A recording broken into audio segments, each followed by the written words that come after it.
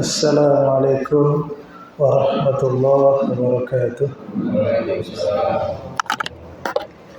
Bismillahirrahmanirrahim. Alhamdulillahirabbil alamin. Wassalatu wassalamu ala Rasulillah wa ala alihi wa sahbihi wa man tabi'ahum bi ihsanin ila yaumil amma ba'd. Alhamdulillah, kita bersyukur kepada Allah Subhanahu wa taala pada malam hari ini. Allah Subhanahu wa taala masih memberikan nikmat kepada kita, nikmat iman, nikmat Islam, dan juga nikmat bisa beribadah kepada Allah Subhanahu wa taala. Dan insyaallah pada kesempatan hari ini kita lanjutkan pembahasan kitab Sahih Muslim. Kita masuk ke dalam hadis yang berikutnya, ya. Wa haddatsani Harmalah bin Yahya at-Tujibi akhbarana Abdullah bin Wahab qala akhbarani Yunus bin Ibn Shihab qala akhbarani Sa'id bin Musayyib an abihi qala. Nah, di sini dari ayahnya Sa'id bin Musayyib. Sa'id bin Musayyib ini seorang tokoh tabi'in, ya. Sa'id bin Musayyib seorang tokoh besar dari tabi'in. Dari ayahnya, qala, berkata ayahnya Sa'id bin Musayyib, lamma hadarat Abu Talib al-wafat, ketika Abu Talib ini adalah paman Rasulullah Sallallahu Alaihi Wasallam. Ketika Abu Talib ini menjelang wafatnya, ya, menjelang sakit kemudian menjelang wafat. Nah, ini hadis ini berbicara tentang siapa? Abu Talib. Ketika Abu Talib ini sakit menjelang wafatnya, di mana kita ketahui Abu Talib ini adalah salah satu paman Rasulullah Sallallahu Alaihi Wasallam. Di antara paman Rasulullah yang masih hidup ketika Rasulullah hidup, yang satu zaman dengan Rasulullah, ya. Rasulullah hidup, pamannya hidup, itu ada 4 orang. Yang pertama Abu Talib. Yang kedua siapa? Hamzah bin Abdul Muttalib. Yang ketiga Al-Abbas, ya. Al-Abbas bin Abdul Muttalib. Yang keempat Abu Lahab. Ya. Ini 4 paman Nabi yang hidup satu masa, ya. Satu masa hidup dengan Rasulullah Sallallahu Alaihi Wasallam. Nah, di sini, di hadis ini diceritakan tentang Abu Talib. Kita tahu Abu Talib ini seorang tokoh Quraisy yang dihormati, ya. Seorang pembela yang membela Rasulullah Sallallahu Alaihi Wasallam. Yang Rasulullah ingin Abu Talib ini masuk Islam, ya, karena pembelaannya kepada Rasulullah Sallallahu Alaihi Wasallam. Nah, tapi di sini dijelaskan ketika Abu Talib menjelang wafatnya, ja'ahu Rasulullah Sallallahu Alaihi Wasallam. Datang kepada Abu Talib Rasulullah Sallallahu Alaihi Wasallam menjenguknya. Nah, Anda perhatikan di sini bagaimana semangatnya siapa? Rasulullah Sallallahu Alaihi Wasallam. Ketika itu kondisi Abu Talib ini kafir apa muslim? Kafir, musyrik, ya.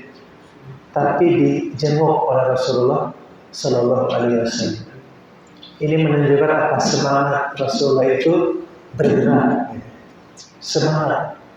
Tidak hanya dia, tapi hatta saudaranya, paman yang kafir dijenguk ketika sakit. Ini menunjukkan apa? Perhatian Rasulullah SAW kepada saudaranya, kepada keluarganya. Nah, itu harus kita contoh di zaman masa hidup kita sekarang ini. Ya, kita harus bergerak, terutama kepada orang-orang terdekat kita, saudara kita, paman kita, bibi kita, ya, saudara-saudara dekat, bergerak kita, dakwah. Nah, seperti Rasulullah ini menjenguk Abu Talib. Kemudian fawajada indahu Abu Jahal. Ya, dan Rasulullah menemukan di situ sudah ada siapa? Abu Jahal. Abu Jahal ini tokoh Quraisy dan musyrikin. Ini salah satu musuh Rasulullah Sallallahu Alaihi Wasallam. Jadi ketika Rasulullah datang, di situ ada Abu Jahal, ada musuh Nabi. Ya, antum bayangkan, ada musuh Nabi, Nabi tetap datang, nggak balik lagi Nabi. Ya, nggak. Oh, ada musuh nih, udah datang kajian, ada yang dianggap musuh, balik lagi pulang. Ya, jangan, tetap antum. Ini Rasulullah. Ada Abu Jahal, Rasulullah nggak pulang, tetap Rasulullah datang dia. Kemudian ada siapa lagi? Wa Abdullah bin Abi Umayyah bin Al-Mughirah. Ada juga di sisi Abu Talib ini tokoh Quraisy juga yang bernama Abdullah bin Abi Umayyah bin Al-Mughirah. Dua orang musuh Rasulullah Sallallahu Alaihi Wasallam. Ya. Iya, ini tokoh-tokoh Quraisy yang memusuhi Nabi, ya. Nah, ini menemani Abu Talib di situ, ya. Tapi Rasulullah ketika melihat mereka, Rasulullah nggak balik lagi, tetap Rasulullah di situ, ya. Ini menunjukkan apa? Rasulullah itu beragama, ya, tidak tergantung dengan orang lain, tapi karena Allah Subhanahu Wa Taala. Ya, karena kalau suatu ibadah kita sudah bertekad untuk beribadah, ibadah ada siapapun di situ tidak berpengaruh karena niatnya kita karena Allah Subhanahu Wa Taala. Kemudian faqala Rasulullah Sallallahu Alaihi Wasallam, maka berkata Rasulullah Sallallahu Alaihi Wasallam, Rasulullah nggak diam, jenguk dia nggak diam, apa? Dakwah Rasul sampai Abu Talib sedang sakit, Rasulullah masih berdakwah. Dakwahnya apa? Ya ammi, wahai pamanku, qul la ilaha illallah, katakan olehmu la ilaha illallah. Antum bayangkan, kepada Abu Talib yang seorang musyrik kafir, sedang sakit, tapi Nabi bagaimana? Dakwah. Ya ammi qul la ilaha illallah, wahai pamanku, katakan la ilaha illallah. Mungkin kalau di zaman kita, udahlah dakwah, jangan lagi sakit jangan didakwahi. Mungkin ada pikiran seperti itu, ya. Mungkin. Apalagi kafir. Ya, apalagi kafir. Udahlah, jangan ngobrol-ngobrol agama misalkan. Jangan bicara-bicara tentang agama, jangan dakwah gitu. Ini Rasulullah bagaimana? Dakwah Rasul kepada orang kafir, pamannya sedang sakit lagi. Tapi Rasulullah sampaikan dakwah. Dakwahnya tauhid, ya, tauhid. Untuk mengatakan la ilaha illallah. Agar apa? Agar Abu Talib ini masuk ke dalam Islam. Agar masuk Islam. Ya. Kemudian apa? Kata Rasulullah, kalimatan asyhadu laka biha indallah. Sebuah kata yang aku bisa bersaksi, ya, dengan kata tersebut kepada Allah bahwa engkau wahai Abu Talib telah masuk Islam. Ya. Subhanallah, ini luar biasa, ya. Ini dakwah tauhid yang luar biasa. Kemudian apa? Faqala Abu Jahal. Berkata siapa? Abu Jahal. Abu Jahal enggak diam. Ingat, lihat musuh Islam. Dia enggak diam, ya. Enggak diam. Ya, antum perhatikan. Jadi mendengar Rasulullah mengatakan begitu ke Abu Talib, Abu Jahal gimana? Dia enggak? Dakwah juga dia. Dakwah juga. Iya. Versi dia, dakwah versi dia. Ya. Nah, berkata Abu Jahal wa Abdullah bin Abi Umayyah dan juga Abdullah bin Abi Umayyah. Dua-duanya ngomong dakwah juga. Apa perkataannya? Ya Abu Talib, wahai Abu Talib, atarghabu an millati Abdul Muttalib. Nah, kita melihat di sini. Ini perkataan Abu Jahal dan Abdullah bin Abi Umayyah. Atarghabu an millati Abdul Muttalib. Apakah kamu benci kepada agamanya siapa? Abdul Muttalib. Diingatkan kepada agamanya ayahnya, ya nenek moyang, bapaknya. Karena bapak dari Abu Talib siapa? Abdul Muttalib, ayahnya. Abdul Muttalib ini di atas kesyirikan, kafir, ya, di atas penyembahan berhala, ya. Nah, diingatkan kepada agama nenek moyang. Ini sering dilakukan oleh orang-orang di zaman jahiliyah. Ya. Ketika ada sesuatu yang nggak sesuai dengan perilaku bapak-bapak mereka, kakek-kakek mereka, mereka mengatakan apa? Ini sesuatu yang kami nggak tahu ini, nggak dilakukan oleh bapak-bapak kami, nenek moyang kami nggak melakukan itu. Jadi mereka beragama sesuai dengan agama nenek moyang. Ya. Nah, ini diadopsi sampai zaman sekarang juga kita. Ya.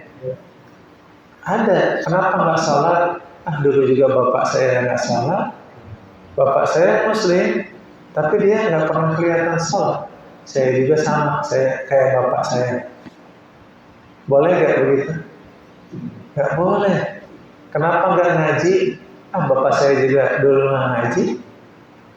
Saya juga nggak ngaji, nggak boleh, tidak boleh berdalil dengan nenek moyang, dengan bapak, dengan ibu, kakek, nenek.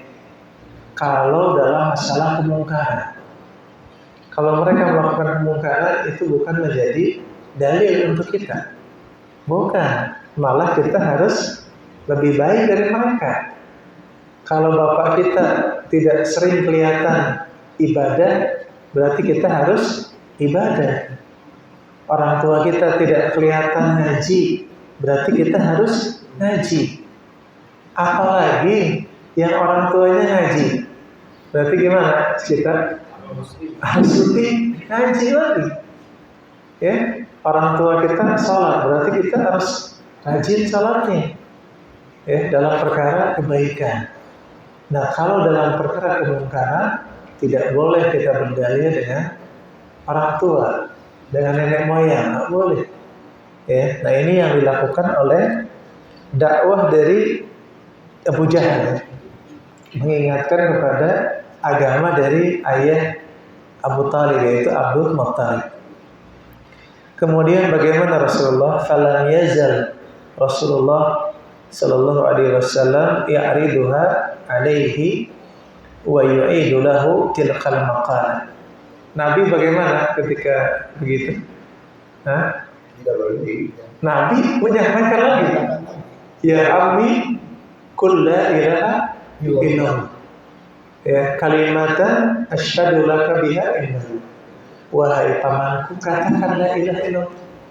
Sebuah kalimat, sebuah kata yang aku bisa jadikan hujjah di hadapan Allah, kamu telah berislam. Ya. Nah, Nabi terus begitu, Nabi enggak menanyakan tentang hal-hal yang warisan, ya, tentang apalagi tentang kebun kurma misalnya, tentang apa, tapi Nabi dakwah tauhid, fokus di menjenguknya Nabi ini tujuannya apa? Dakwah, enggak membahas yang lain. Nggak membahas tentang yang lain kecuali dakwah ini. Ya, ini menunjukkan apa? Nabi benar-benar fokus agar Abu Talib ini pamannya ini masuk ke dalam Islam, fokus di situ. Iya, sebelum meninggal Nabi fokus di situ, nggak bicara yang lain-lain, fokus ke tujuan agar Abu Talib ini masuk ke dalam Islam. Nah, ini menunjukkan apa? Kasih sayang Rasulullah SAW kepada pamannya. Kalau nggak sayang gimana? Dibiarkan, benar gak?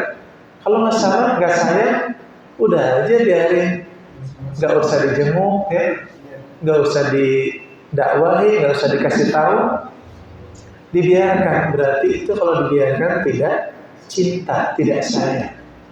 Karena nasihat itu, dakwah itu tanda kita sayang kepada saudara kita, ya.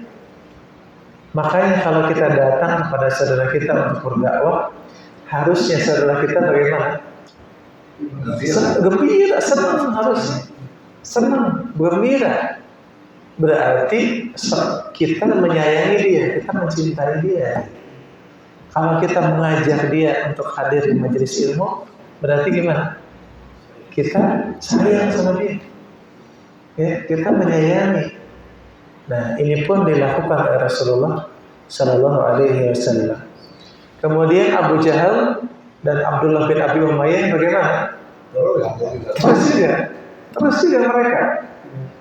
Mereka mengatakan atarghabu an millati Abdul Muttalib. Apakah kamu benci kepada agamanya Abdul Muttalib? Terus begitu. Ya, karena masa jahiliyah ini, orang-orang jahiliyah ini sangat fanatik ya terhadap kabilah, suku, terhadap bapak, kakek, itu fanatik, pembelaan, ya, ingin ikut jalannya. Itu karakter jahiliyah. Karakter jahiliyah itu berbangga-bangga dengan nasab. Itu karakter jahiliyah. Kalau nasab mereka nasab yang bagus, mereka akan pegang nasab itu. Mereka akan ikuti ayahnya. Cara-cara ayahnya bagaimana, mereka ikuti. Itulah karakter jahiliyah. Dan Abu Jahal dan Abdullah bin Abi Umayyah tahu karakter ini. Makanya Abu Talib diingatkan dengan ayahnya, agama ayahnya, kebiasaan ayahnya. Kemudian disebutkan dalam hadis ini, hatta qala Abu Talib akhira ma kallamahum, sampai Abu Talib akhirnya apa? Tidak dalam keadaan Islam. Tidak dalam keadaan Islam.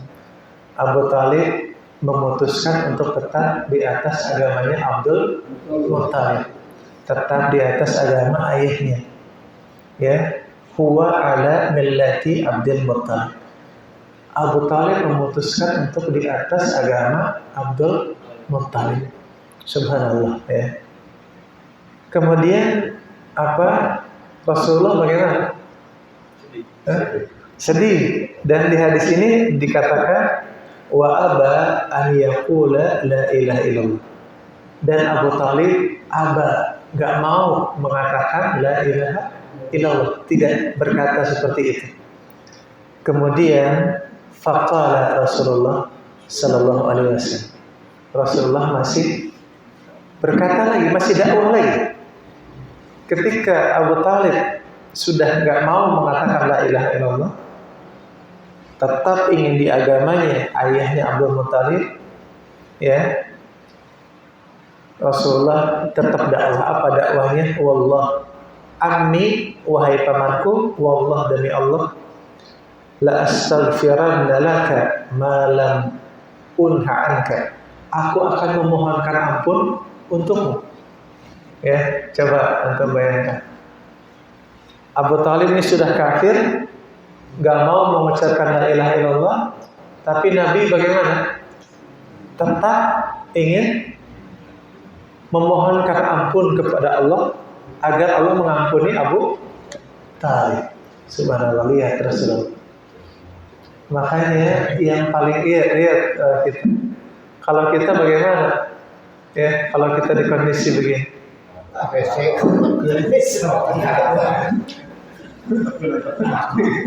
Ya. Kalau kita mungkin udah pulang pergi ya, marah kita. Tapi Rasulullah ini luar biasa.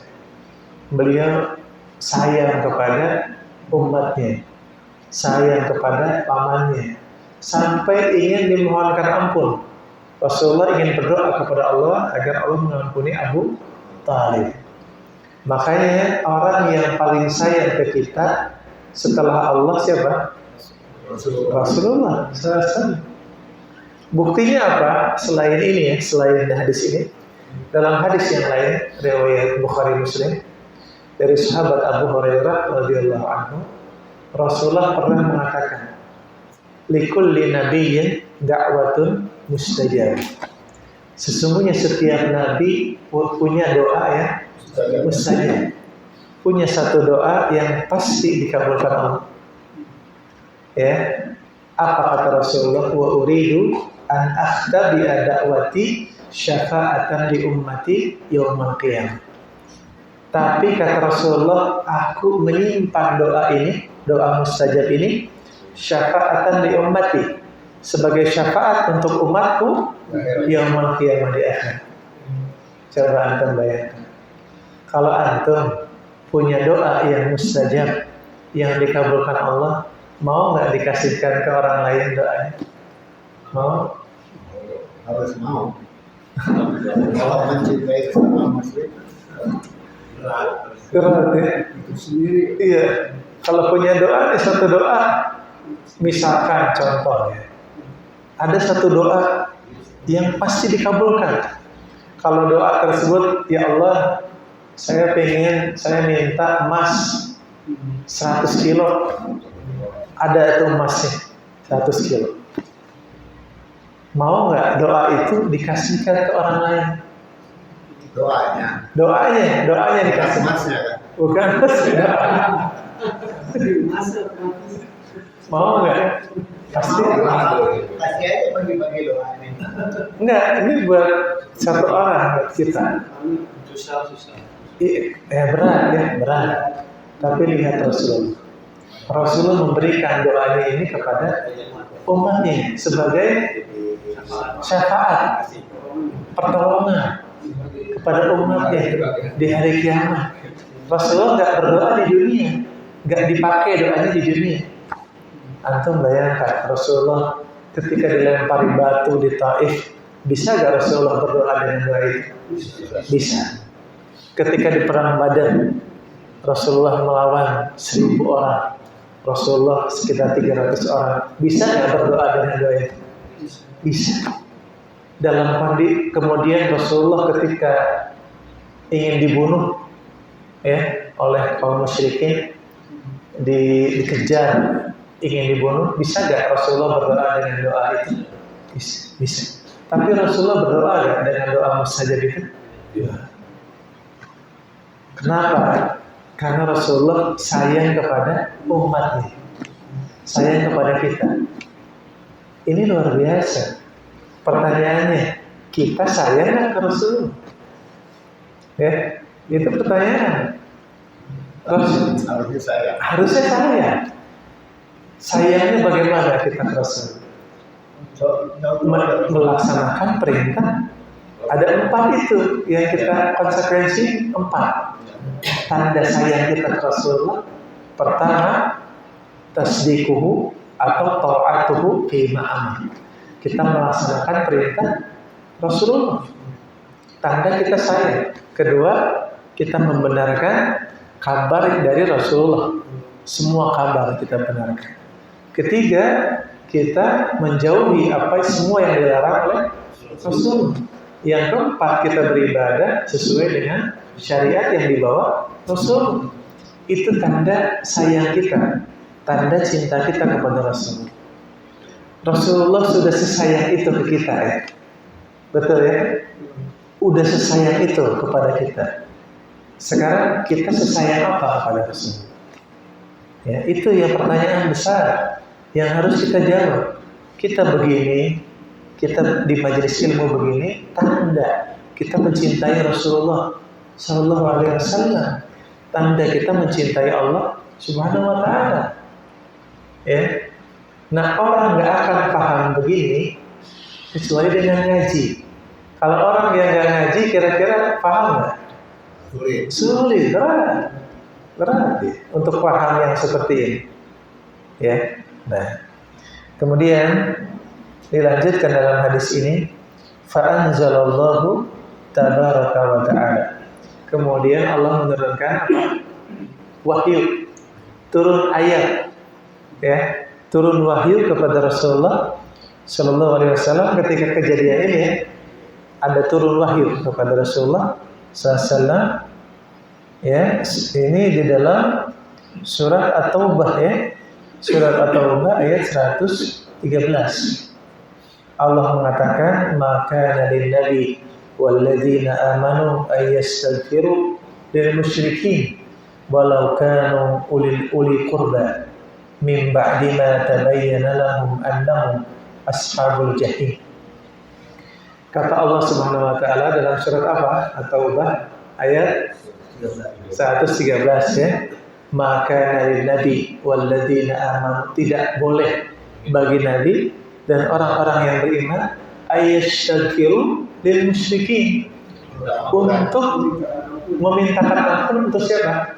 Orang-orang musyrikin, walau kanu uli qurba, meskipun mereka sekeluarga kerabat.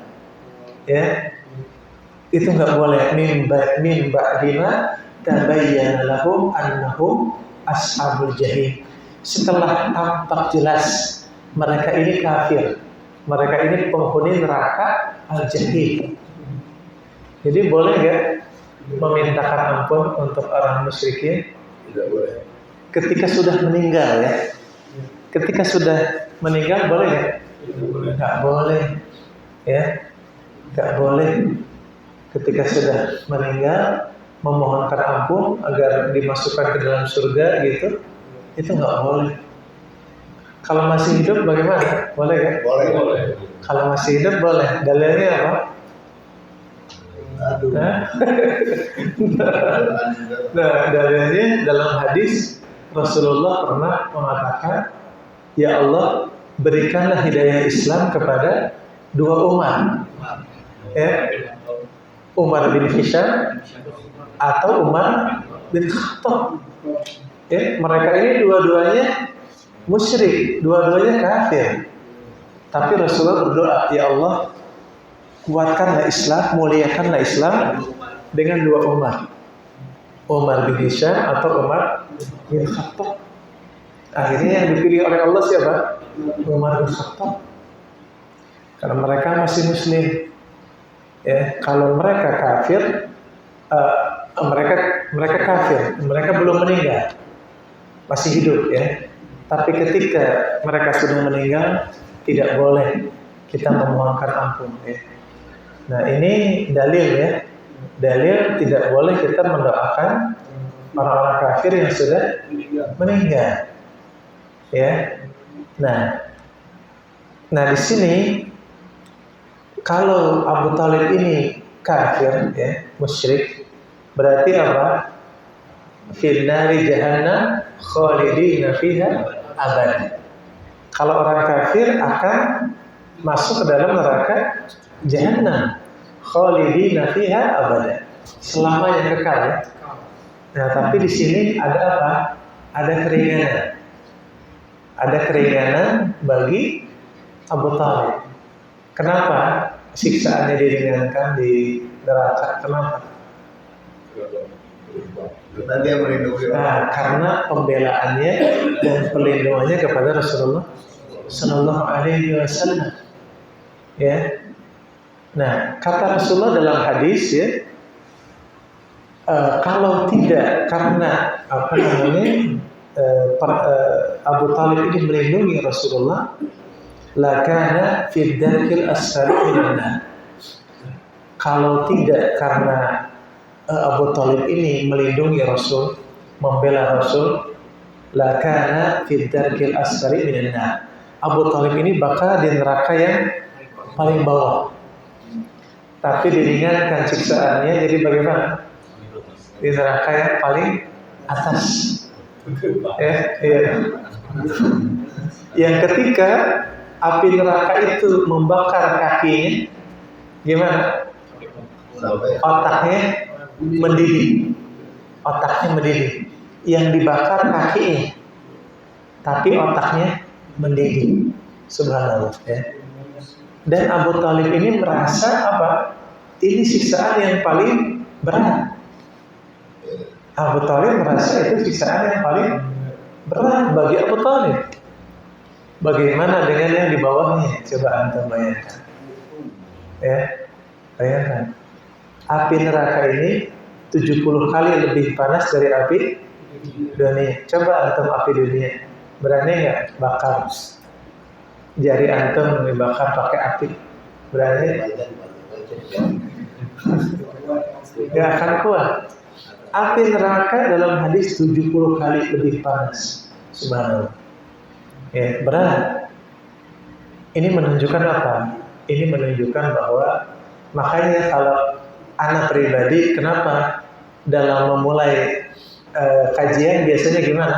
Anak pribadi kita bersyukur atas nikmat iman dan Islam. Ya, karena benar gak?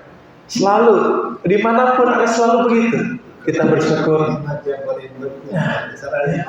Iman dan Islam nikmat yang paling besar. Setiap anak kajian dimanapun, insya Allah kita bersyukur atas nikmat iman, nikmat Islam, dan nikmat bisa beribadah kepada Allah. 3. Itu pertama yang kita syukuri. Kenapa? Ini nikmat yang besar. Kita beriman, berislam, bisa beribadah itu mahal harganya. Ya, karena Abu Thalib ini subhanallah, beliau menghadapi siksaan yang beliau rasakan itu yang paling berat. Gimana dengan yang di bawahnya terus?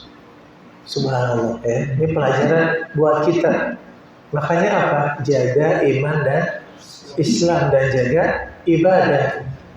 Istiqomah. Dengan apa? Salah satunya istiqomah. Hadir di majelis ilmu. Makanya kalau kita di mana-mana apa? Ibadah. Di mana-mana dakwah. Betul nggak? Di mana-mana podcast. Ya. Kenapa kita podcast terus? Dakwah. Iya, itu kesempatan kita untuk dakwah. Nah, kemudian dilanjutkan dalam hadis ini, wa anzalallahu ta'ala fi Abi Thalib faqala Rasulullah sallallahu alaihi wasallam. Kemudian turun ayat lagi ya. Turun ayat lagi surat Al-Qasas ayat ke-56. Allah katakan innaka la tahdi man ahbabta walakinnallaha yahdi may yasha wa huwa a'lamu bil muhtadin. Apa kata Allah? Innaka la tahdi man ahbabta. Apa artinya? Sesungguhnya kamu tidak bisa memberikan hidayah kepada orang yang kamu cintai. Bisa nggak kita? Ini hidayah apa? Hidayah taufik. Hidayah itu dibagi dua. Ada hidayah taufik, ada hidayatul bayan.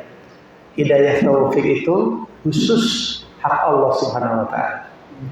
Kalau hidayatul bayan itu kita bisa. Hidayatul bayan itu nasihat, penjelasan, ajakan, itu hidayatul bayan. Kalau hidayatul taufik itu dari Allah Subhanahu wa taala. Contohnya siapa? Nabi Nuh alaihissalam. Anaknya gimana? Kafir. Nabi Nuh bisa nggak ngasih hidayah kepada anaknya? Nggak bisa. Kemudian siapa lagi? Nabi Lut. Istrinya kafir. Bisa nggak Nabi Lut ngasih hidayah ke istrinya? Nggak bisa. Iya. Nggak bisa. Kemudian istri Fir'aun, ya, Asia, bisa nggak memberikan hidayah kepada suami Fir'aun? Nggak bisa. Berarti apa? Benar kata Allah Subhanahu wa taala, innaka la tahdi man ahbabta. Sesungguhnya engkau wahai Muhammad tidak bisa memberikan hidayah kepada orang yang kau cintai. Siapa yang Rasulullah cintai? Siapa? Abu Thalib. Abu Thalib di sini. Tapi ini maknanya umum, ya, umum. Karena dalam Al-Quran ini sifatnya umum, termasuk kita sekarang di zaman kita hidup sekarang ini. Tapi yang jadi titik tolaknya, titik pokoknya adalah Rasulullah tidak berhenti sampai Abu Thalib meninggal. Ya kan? Nah ini, itu namanya dakwah. Dakwah itu tidak berhenti sampai yang didakwahi meninggal. Iya. Apa yang mendakwakan? Apa yang mendakwahi meninggal? Ini dalilnya di sini. Kalau kita belum meninggal gimana? Terus dakwah, wajib dakwah. Kecuali kitanya meninggal atau yang kita dakwahi meninggal, kita dakwahi kepada orang lain, ke yang lain lagi cari dakwah. Ini dalil Rasulullah tidak berhenti terus sampai meninggal, sampai Rasulullah minta doa ke Allah supaya diampuni. Tapi kata Allah nggak bisa, jangan. Dan Allah berikan pemahaman kepada Nabi agar Nabi tidak bersedih. Gimana pemahamannya? Innaka la tahdi man ahbabta. Ini sebagai penjelasan. Penjelasan kenapa Allah. Nah sekarang begini, bisa gak Allah menjadikan Abu Thalib jadi Muslim? Bisa gak? Bisa. Bisa. Bisa bagi Allah. Tapi ini apa? Ini ujian. Ujian untuk siapa? Rasulullah SAW. Ujian ini bagi Rasulullah SAW. Makanya di akhir ujian ini Rasulullah memberikan penjelasan. Allah memberikan penjelasan. Apa penjelasannya? Dalam surat Al-Qasas ayat 56. Innaka la tahdi man ahbabta. Sesungguhnya engkau wahai Muhammad tidak bisa memberikan hidayah kepada orang yang kau cintai, nggak bisa. Walakin Allah yahdi may yasha. Tetapi Allah memberikan hidayah kepada orang yang dikehendaki. Ini penjelasan. Rasulullah ingin Abu Thalib masuk Islam, tapi Allah tidak menghendaki Abu Thalib masuk Islam. Kehendak Allah ini yang berlaku. Ya, ini penjelasan. Ya, wa huwa a'lamu bil muhtadin. Dan Allah Maha mengetahui siapa orang-orang yang berhak mendapatkan hidayah. Ini luar biasa. Ya. Makanya antum jangan sedih, jangan putus asa ketika dakwah. Yang didakwahi juga ngelawan, misalkan membantah, atau dikasih tahu susah, diajar susah, gimana? Terus ajak terus berusaha gitu, ya. Ajak terus, ya. Jangan kita putus asa, jangan sedih, jangan sedikit-sedikit. Udahlah, biarin aja. Udah pusing. Udah libur, kajian libur, bubar semua. Subhanallah, jangan lanjutkan perjuangan. Tetap dakwah, tetap berdoa kepada Allah, tetap berjuang, ya, sampai kita meninggal. Itu kunci, ya. Itu kuncinya seperti itu. Jadi hadis ini hadis riwayat Muslim, ya. Dan ini juga hadis ini ada dalam Sahih Bukhari. Dalam kitab Sahih Bukhari ada juga hadis ini. Ya, dan ini menunjukkan apa?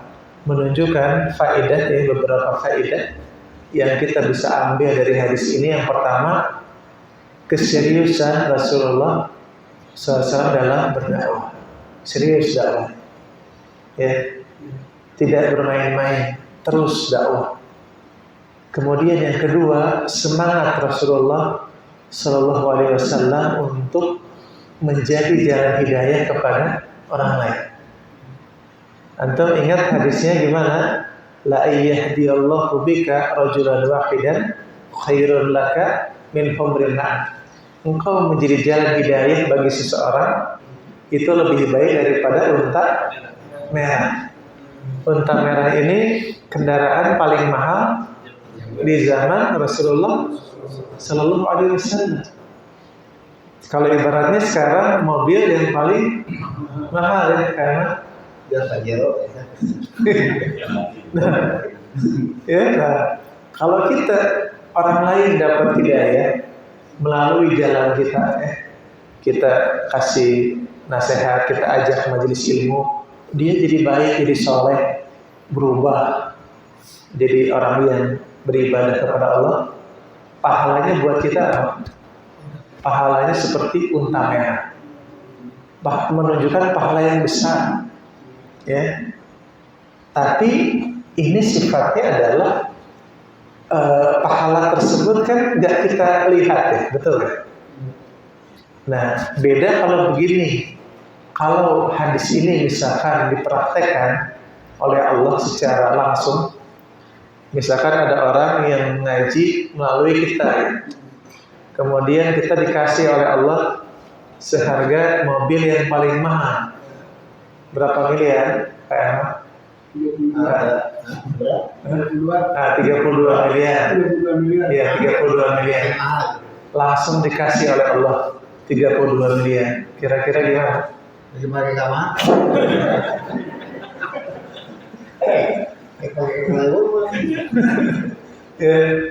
Kira-kira dikasih uangnya 32 miliar. Mungkin orang-orang akan penuh masjid ini. Orang-orang berlomba-lomba ngajak orang lain untuk dakwah, untuk supaya ngaji, supaya mungkin penuh ini. Semua orang jadi baik kalau Allah memperlihatkan pahalanya gitu, dikasihkan bentuk fisik. Tapi pahala itu apa? Gak kelihatan pahala itu. Coba antum bisa lihat pahala? Gak bisa. Pahala itu masalah iman, keyakinan.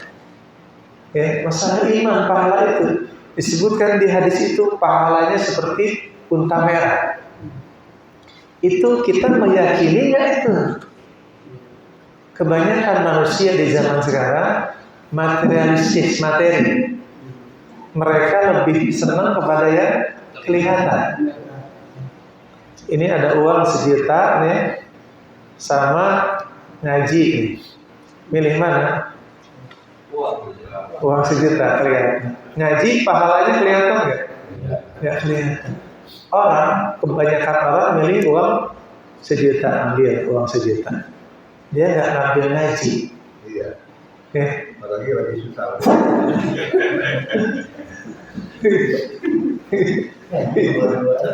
Ya,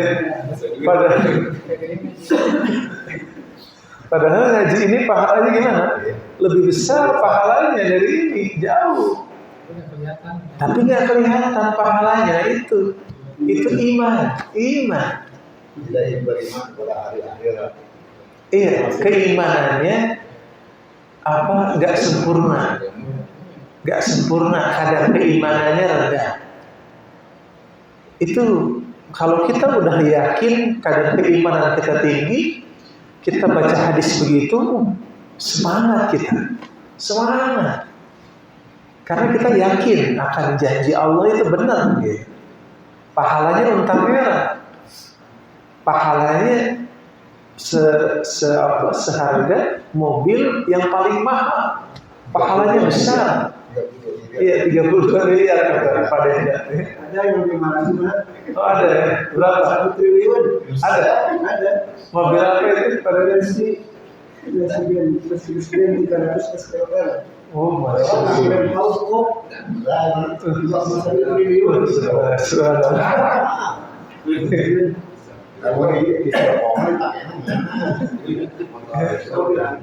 Subhanallah ya.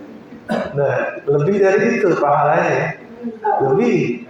Padahal semua itu semua. Iya, semua. Iya benar. Iya. Nah, makanya apa? Kita bersyukur ya. Iya. Kita semangat ya. Semangat ibadah, semangat ngaji, semangat dakwah ya. Istiqomah ini pahalanya besar. Kita akan tahu pahalanya kapan? ba'dal maut. Setelah kita meninggal itu akan kelihatan pahalanya di situ. Ini masalah keyakinan aja. Siapa yang yakin, siapa yang ragu-ragu. Itu aja. Kalau kita yakin benar kita. Yakin. Setelah kita meninggal, kita akan melihat pahala itu. Akan kita rasakan. Ya, yakin kalau kita. Kalau orang yang kadar imannya rendah, bagaimana? Yang penting mah dunia, yang penting mah $1 juta aja. Haji mah minggu depan dia perlu cicilan motor. Ya. Kemarin motor Haji beli juga ya yang mesin. Subhanallah. Nah ini luar biasa. Yang kita dapatkan dari sini ini luar biasa. Dan insyaallah taala hadis berikutnya juga mirip dengan ini. Nah, tapi di sini apa maksudnya adalah mudah-mudahan hadis ini menambah iman kita, menambah semangat kita, menambah motivasi untuk kita bahwa selama ini kita sudah di jalan yang benar. Iya, kita ada di jalan yang benar. Meskipun begini terus.